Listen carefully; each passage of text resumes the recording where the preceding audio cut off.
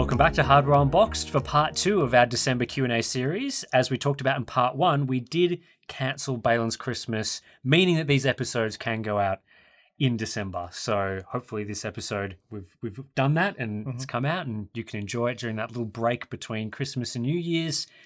But yeah, end of the year, fun times. Good times to be answering some questions because it's going to be a big January, I reckon, and it's already starting to get into that release season. So we'll get into some more questions, but before we do... Today's sponsor spot is brought to you by Thermal Grizzly and their CryoSheet graphene thermal pads, which are an excellent alternative to thermal pastes. They offer very high thermal conductivity with no liquid components, so they can't dry out and therefore don't degrade over time like pastes and even liquid metals. CryoSheet is very easy to use, it's extremely durable, and is available in a range of sizes to suit most applications. I've personally done some high-end GPU testing with CryoSheet, and the results were impressive, very similar in fact to that of liquid metal, but without the mess, and of course, no risk of drying out. So for more information, please check the link in the video description. If the NVIDIA RTX 5000 series ends up being worse than RTX 4000, will Steve present the video on a step stool or ladder to signify his great disapproval? Good question. I haven't thought about that. I'll probably go for a coffin. I've got to get one. No, surely that won't be the case. But yeah, won't be a fun release cycle if that's the case. But no, I have high hopes. You sure about that? I'm sticking with that. Don't have to buy a ladder. I can't wait to look back on this video in like a month, Tim. Yeah, you'll be in a helicopter. That's how high above the desk you'll be. Yeah, it's either a coffin or a helicopter is the options. So nice. Not sure we have a budget for a helicopter, but we're going to have to work that out. With the upcoming release of the NVIDIA RTX 50 series and the potentially rumored outrageous price points, moving forward, what will be the indicators of a great product? Well, historically, as we've just seen with a part like the B580, it's pretty simple stuff. Good improvement in terms of cost per frame, enough VRAM, that's it. Yeah, I mean, nothing's changed. Like, just because products come out that are disappointing or underwhelming doesn't change what makes a product great. Like, yeah, you could have 4 or 5 generations in a row of poor products, but that doesn't mean that the standards of what makes a product good should be changing all that much. You just got to think about, like, what's a reasonable thing that someone would upgrade for? Like, if someone that owns a product is looking at the next generation product and is not seeing value from that upgrade, like it's not improving the price to performance ratio, it's not offering more VRAM or more features, then why would the poor release change that person's mind? Like, they just still wouldn't upgrade to the new product. There's nothing really that would change about that. Like, you can't force consumers to accept a 5% generational improvement or something. They just wouldn't buy the product. They're like, that's just not worth it, so I won't buy it. It doesn't matter how worn down you would be, because if you're gaming and there's a 5% uplift, it's not going to give you anything, so why bother? So yeah, I don't think anything would change, to be honest. Yeah, it's pretty simple. What do you make of the rumors suggesting AMD will call their next GPU the RX 9070 XT? Does AMD really need to rebrand? Will that name be confusing? I don't think... AMD and confusing names, I don't think that's too much of a problem. It's a bit weird, the name, and a bit weird to change the naming scheme if that is, in fact, what they're going to do. But ultimately, I don't think anyone's going to care. They could call it just about anything. If the incentives there to buy it are there, then it'll be a successful product. If we get a good improvement in terms of cost per frame, enough VRAM, all that good stuff, then it'll be an exciting GPU series and something that we're in much need of. Yeah, I think the name, it's not the issue with Radeon products. Like, no one's gone, a 7900 XTX is it's such a great product, but the name is too different from NVIDIA, so I won't buy it. Or no one's going to a store and be like, the Radeon cards, I don't know what those mean. It's not close enough to NVIDIA. Maybe it did have too many X's, Tim. Oh, it could be. Yeah, it probably does. Maybe we could be wrong on all of this. So it might have been a really successful product if they had have just made it the 7900 XT, because I know there was the XT, but that was, no, we're joking. But maybe they could make a GRE XT. It's just not an important. Like, it shouldn't be a high priority for Radeon to change the naming scheme. Like, I don't want to read too much into this because the product could be good, right? But my concern would be if AMD thinks that the name is the reason why people weren't buying Radeon cards, then they are delusional. It just gives the marketing department something to say, look what we did. We did our bit. Oh, we changed it. That you're right. Truth be told, it could be they could adopt monitor names for their graphics cards. And while that would be something special, really hope they don't do that. But they could do that, and if the products were actually great, like highly desirable, want to buy that, then people will work the name out and they'll buy it. Like, they'll work out which one it is they want and they'll buy it. Obviously, we want the name to be as simplified and easy to follow as possible. So yeah, I think this will be a little bit more confusing because it's sort of going down with the GeForce naming convention a little bit, but not so much so that it's still an Radeon RX branded product, so you'll probably be able to work it out. Yeah, I don't think it'll be confusing. There's the potential that it will make the segment that they're operating in more clear, because if they're making a 9070 and they really are trying to copy NVIDIA's GPUs, that they're signaling to buyers this is the 5070 competitor or whatever. So that'll be a bit more clear. As right now, obviously the 7800 XT is competing with the 4070. So if you're not super familiar with Radeon products, maybe it'll make it a bit clearer. But like, even then, you don't want to educate, because that's a big problem we have right now. People being a bit too laser focused on the names and being like, this is a 6 that can't compete with a 7 or whatever. That's really annoying. Yeah, that's people dumb logic, really. Well, I didn't want to say that, but yeah, it is because it's the price to performance ratio of the card that matters, not the name. So I know a lot of people have complained about NVIDIA GPUs, moving up the tiers or whatever, and that is bad because of the price to performance on offer. It's not bad because a 5070 is now $600. The problem is that should just be a $400 GPU or whatever based on price to performance ratio. But yeah, Radeon, the next generation is not living or dying based on this name. The success will come if they make a good product. And the good product, it could be called, as you said, whatever, and it either will or won't be a good product. So hopefully they're focusing on actual improvements to products, making the prices good straight out of the gate, not having to redo the prices, those sort of things, fixing that, not just trying to do the exact same thing, but slapping a different name on it so that it's closer to NVIDIA, so that people maybe compare them in the way they want it compared. Fun question for you. Yeah. Do you think this will be another generation where they release a given product at a given price, which most people deem a bit too high, but regardless of whether that's the fact or not, they then turn around and within 1 to 2 months discount the product? Or do you think they will nail the price and that will be the price and it will stay at that price for at least 6 months? It's a really difficult question. It's a great question. My gut feel is the former that you've said. I think they will probably still price the products too high and have to adjust them. Yeah, I guess my thinking would be, let's take the rumored 9070 XT is supposed to be maybe a 7900 XT level of performance, which is about a 4070 Ti or thereabouts, 4070 Ti Super, in raster, of course. So I think for a moment, like, what's NVIDIA going to do? A 5070, you'd hope maybe that's going to be a 4070 Ti level of performance. I think that's probably a reasonable, not going too crazy on the expectations there. Maybe priced at about $600, which is the same price the 4070 launched. So I don't think that's outrageous either. So they're talking about NVIDIA maybe taking an $800 GPU, making it $600. Oh, so you're saying the 4070 Ti, yep. Yeah, I'm saying the 5070, roughly a 4070 Ti, but now it's at $600. So for the Radeon card, the 9070 XT or whatever, to be a worthwhile purchase, obviously they can't sell it for $600 because that's the exact same price to performance as the GeForce GPU. Hypothetically. So it's like, how cheap is that going to have to be? To, like we've said, it has to be a 5700 XT type scenario, $500.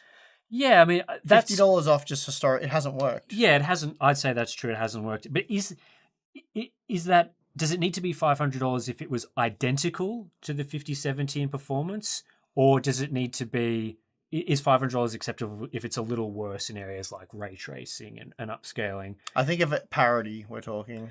Yeah, I would agree. So I would say if they effectively make a 5070 in raster ray tracing, they've got a new upscale or whatever, it's good, it's in a lot of games, blah blah blah. Close enough, yeah, ray tracing. Yeah, so if it's good in all those areas, then to gain market share, it has to be $500 for a very similar product. And my assumption is that it's probably not going to be parity, right? It'd be like $550.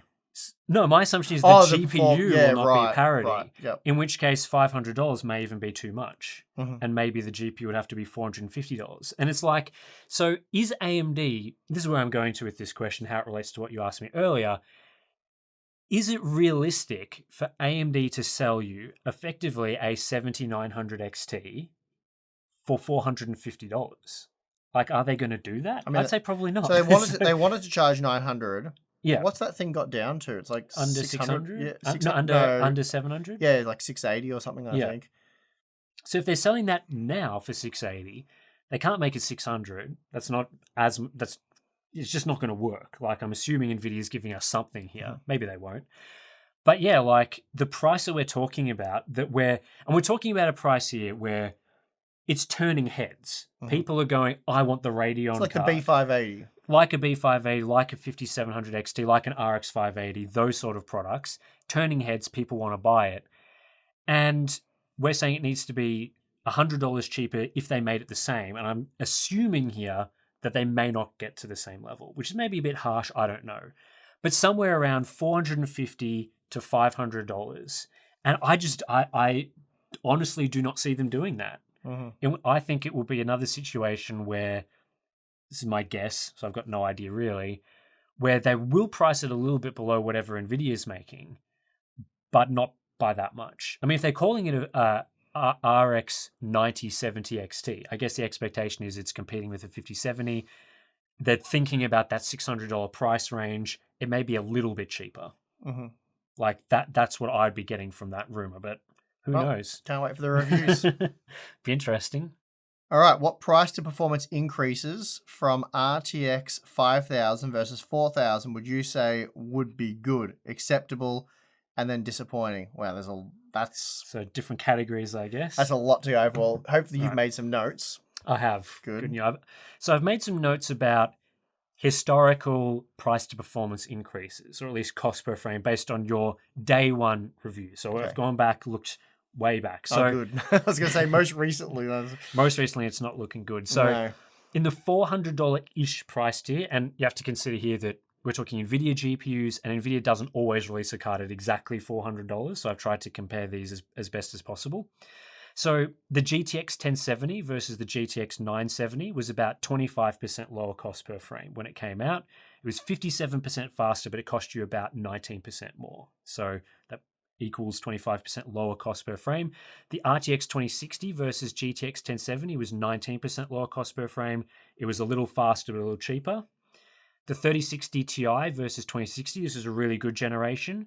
32% lower cost per frame, so it was 68% faster, about 14% more. And then we got the terrible 4060 Ti 8GB versus the 3060 Ti, about the same cost per frame because it offered really nothing.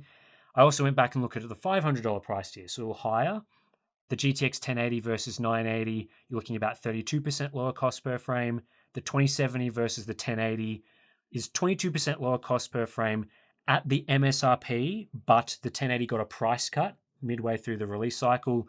So at the time the 2070 came out, the 1080 was $500, not $600, so that meant 6% lower cost per frame. So it's a bit of a weird generation there. Then the 3070, again, great generation, right? Versus the 2070, 37% lower cost per frame. Then we got 4060 Ti 16 gig versus 3070, about the same. 4070 versus 3070, about 8% lower cost per frame. So the latest generation has been really disappointing, obviously.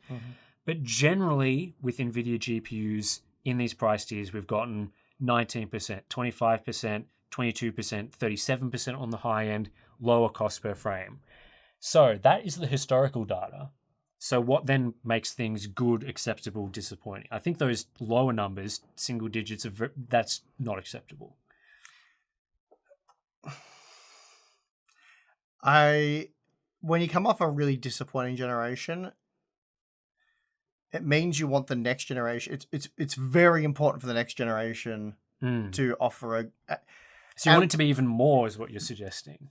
Normally, you'd be like 20%. Okay, that generation on generation, that's pretty much expected minimum. That's okay, but because this current generation was so bad, people are probably thinking more 30, 40% is what you want in terms of improvement in terms of value there. So are we going to get that? I doubt it. I'd say, based on the historical data, that you're looking at 20% as a baseline. If you're not getting 20% better cost per frame, the generation has failed. So that is sort of what they say in the question, acceptable level of performance would be 20%. Disappointing, 15%, 10%. Or lower, yeah. You're not really convincing people to upgrade at that point. I mean, let's say, for example, there's a 5060 Ti and it's 10% better value than a 4060 Ti. And we are talking about value here. We're not talking about 20% better performance. We're talking about value. Cost per frame. Yeah. So if it's 10% better value than a 4060 Ti, which was barely any better than a 3060 Ti, we've now gone, people who had a 3060 Ti would be thinking of upgrading, and the option they're getting is 10% better. Like that's disgraceful. Like that's terrible, not good at all. So 20% probably acceptable. And then I reckon if we were getting 30% better cost per frame this generation, or 30% lower, which is more like 35 to 40% better when you flip it the other way around, you know what I mean? That would be really good. Yeah, the other component that's sorely outdated here is VRAM capacity as well. So realistically, you're wanting a minimum of 16 gigabytes on most models these days. 12 gigabytes is the absolute minimum. 8 gigabytes is like your GT 1030 class type product that don't exist anymore. Yeah, I mean, we did a poll on the Hardware Unboxed channel asking people what they'd pay for an 8 gigabyte GPU. Got like 55,000 votes. And I believe the numbers were there were options of $100, $150, $200, $250 is the minimum, or the maximum, price that you would pay for an 8 gigabyte GPU. And overwhelmingly, people suggested either $150 or $200. $250 got like 8% of the votes or something. So people are very much in the position now where 8 gigabytes is for low-end GPUs. Yep. So I guess that has to be factored into the value equation here. But like I would be expecting, I'm not expecting a good or great cost per frame improvement this generation. I think 30% is probably not going to happen. At best, we're probably looking at a tier shift sort of thing where 5070 becomes more like a 4070 Ti. The 5060 Ti is more like a 4070, and so on as you go down the stack, which I think equates more to like a 20% improvement, which I think it would be the typical gain that you'd hope for. So, there's that. I think it's probably good to get that out before the reviews. We could sort of think about how those would look. Basically, you don't want to come later and say, "Oh, we're only getting a 10% improvement," but hey, look how good that is compared to. We've sort of said that beforehand now, what our expectations are. So it's over to the companies to deliver. We'll see. Will Intel ever be able to beat the X3D processors in gaming performance? I mean, I think at some point in time, definitely the potential for that to happen. Anything's possible. Like, I mean, go back to 2017. If you had said to me in, 5 years or so, more than 5 years. Well, actually, it was about 5 years, wasn't it, where they turned it around and got super competitive. Yep. But if you had said to me in 5 years from now, do you expect AMD to be competing for the world's fastest gaming CPU? Don't think I would have said yes, to be perfectly honest. And they were coming from further behind than Intel is now. Yep. With Arrow Lake and if you had said to me in 2024, will AMD absolutely decimate Intel for gaming performance? 20, 30% gains in a large amount of games. Again, I can't imagine a reality where I would have said, I think that's possible. I would have thought there'd be next to no chance of that happening. So where we are in 5 years from now? Yeah. I mean, we've talked about how Intel has needed to do a reset in terms of their CPU division. There's a number of things they had to address: efficiency, performance, well, stability, as it turned out, with some of those parts as well. And so those are not things that you can fix immediately when you're in sort of, they were pushing performance so hard, which was causing them issues in other areas. There's a lot of things that need to be worked on, and it was always unlikely that Arrow Lake was going to be this one fix for everything. So yeah, as I said, they're not in a devastatingly far behind position. I think one of the main issues with Arrow Lake is that the parts were just too expensive. I think if they were much more competitively priced, much lower priced, there would be some viable options there for gamers. They certainly wouldn't be in the position right now where they're pretty difficult to recommend. It's just a price issue with those processors. So there's plenty of levers that can be pulled with these parts. And I think within a few generations, there's no reason why they can't be more competitive than they are now. How do you two feel about the rumored VRAM amounts and prices for the 50 series, especially a $1,000 16GB RTX 5080? So before I get your opinion, Steve, I just want to make it clear at this point that you should not really believe any pricing rumors for these GPUs, because NVIDIA may not have even decided upon pricing at this point. Although by the time this Q&A comes out, it might be a little different. There might be some rumors that are more close to the reality, but we're filming this before Christmas. At the time of filming this, NVIDIA may not have decided on final prices. So just want to make that clear. We don't know for certain that a 5080 or whatever is going to cost $1,000. That's just a guess.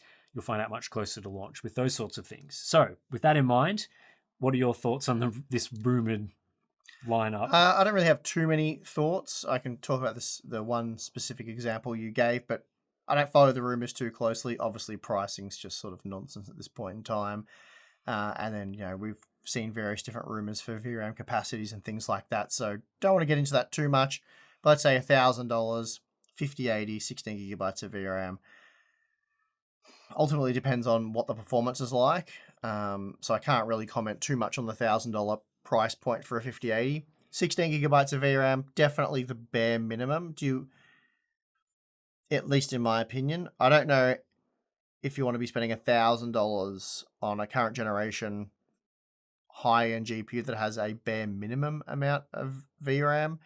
Some people might scoff at 16 gigabytes, me claiming that that's sort of the bare minimum, but again, Tim's talked about a lot of games just recently where 12 gigabytes using, ray tracing, all the latest effects and stuff, that's sort of not really being enough or borderline enough, and that's without introducing stuff like frame generation. So I think moving forward, 16 gigabytes is going to be really what you want to take advantage of all of these features that you pay a premium for when buying a GeForce GPU. Especially a high-end card, like a 5080. So, and again, when I say the bare minimum, I'm not suggesting it won't work. I'm saying it should hopefully just work. Couple of years from now, I expect that it will still just work for, the pinnacle of PC gaming. So if it works, is it an issue for the lifetime of that product? Probably not. But at the same time, I can't guarantee it will always be enough. You might need a bit more than 16 gigabytes of VRAM. But I'm not really making those claims at this point in time. Really, the only claims that I've been making for VRAM is that 8 gigabytes is just not enough anymore. It's absolute entry-level type stuff. It's not even mid-range anymore. I would say 12 gigabytes of VRAM is currently mid-range. And then, 16 gigabytes is your minimum, and you don't need beyond 16 gigabytes at this point in time. Yeah, I think that's fair. I think it also obviously depends on competition as well. Like, if AMD had a 32 gigabyte GPU that performed really well in this price category, which probably isn't going to happen because of the... Doesn't really... I know what you're saying, but it doesn't change anything, because if for the next 2 years... If 16 gigabytes is perfectly sufficient for all games under all playable conditions, or even the most demanding conditions, let's say you're happy with 30 FPS, all right? Yeah, okay. Even under all conditions, 16 gigabytes of VRAM is sufficient, then it is a moot point. It doesn't matter.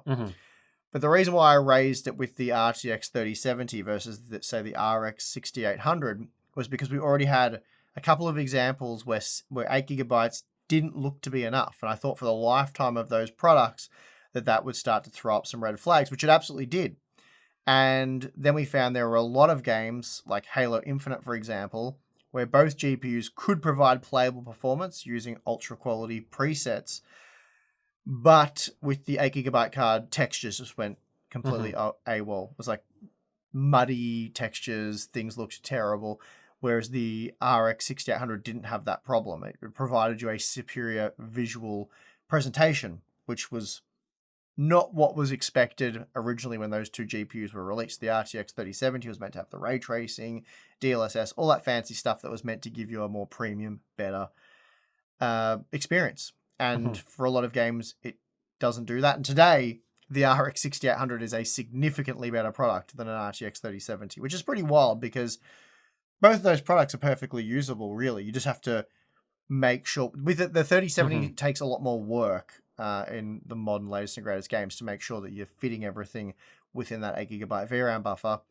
Whereas with a 6800, you might not be doing ray tracing and all that crazy stuff, but you can, go for a medium to high quality preset and then just jack up the textures for a high quality presentation. And it definitely looks better. So that's where I think those VRAM comparisons were valid. But if we're saying for the next 3 years, 16GB is going to have you covered, then it doesn't really matter if you have 20 or 24 or 32. Yeah, that's true. I think it depends on how confident we are that 16GB is going to be enough for the highest end experiences, because we are talking about a high-end GPU. I think if we're talking about... I'm not overly confident. A mid-range product where you're going to be using it for 1440p gaming, you may not be doing as many configurations where you'd want to run frame generation, although I don't know how people are feeling about whether you run that on a lower tier card because your frame rate isn't good enough or whatever the situation is there. But you know what I mean, right? Yeah. Like, generally, mid-range GPUs, there is a lower VRAM expectation, lower ray tracing settings, those sorts of things. So I think on a higher tier card, if there are any question marks about 16GB being enough, then that's not acceptable on a $1,000-ish or at least high-end sort of GPU. When you're spending that amount of money, you'd want to make sure that you're getting as close to a no compromises experience as possible.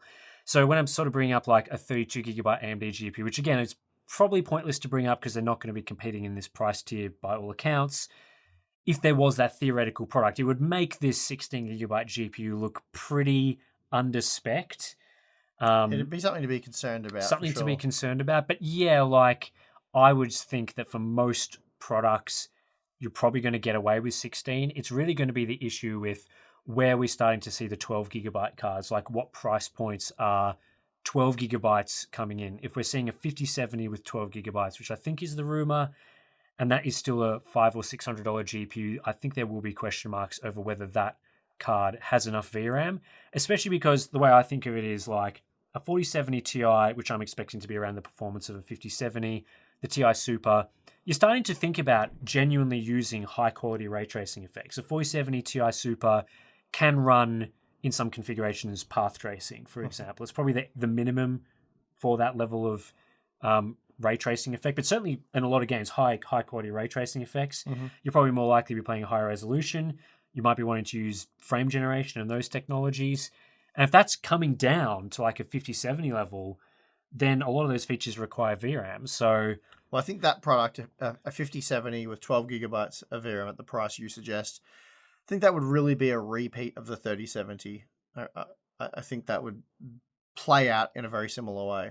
Yeah, I think it would age badly, and I think possibly age worse than the 3070 actually. To be fair, yeah, and I think that there's going to be more things that you as a viewer should be on the lookout for as well. If Nvidia does announce more AI features for GPUs and they market next generation cards based on AI features, one of the main things that AI processing requires is VRAM. And so if we're seeing marketing, and I've got no idea whether this is going to happen, I'm just setting the scene so that you're aware of this, you can look out for it. If Nvidia comes out and they say, well, our new GPUs support new AI thing for games, then the cards with the most VRAM are only the cards that are going to work with that. I think Nvidia's talked about AI features that they have made for games already, and one of the limiting factors for whether those features work or not is whether your card has enough VRAM. It's not related to the AI processing power of the GPU or the rasterization performance. It's about, can the AI model, fit in the VRAM along with all the other features that you'd expect a game to need to run. The textures, frame generation, ray tracing, all those sorts of things. So if we see this next generation of, here's all this AI stuff that you can do with gaming, and yet NVIDIA's giving you 12GB GPUs, it's very unlikely that product will be able to do ray tracing, high textures, frame generation, and new AI stuff. Whether or not that comes to games, I don't know. It could be a ray tracing situation all over again. But these are things that we need to be looking out for to sort of set the scene of whether those levels of VRAM are acceptable or not.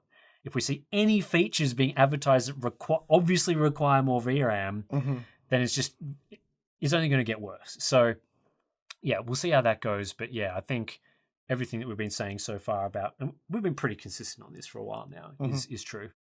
If NVIDIA were to launch the RTX 5090 at $3,000 MSRP, but every day the MSRP decreases by $50 while supply lasts, at what price do you think the entire stock would be sold out?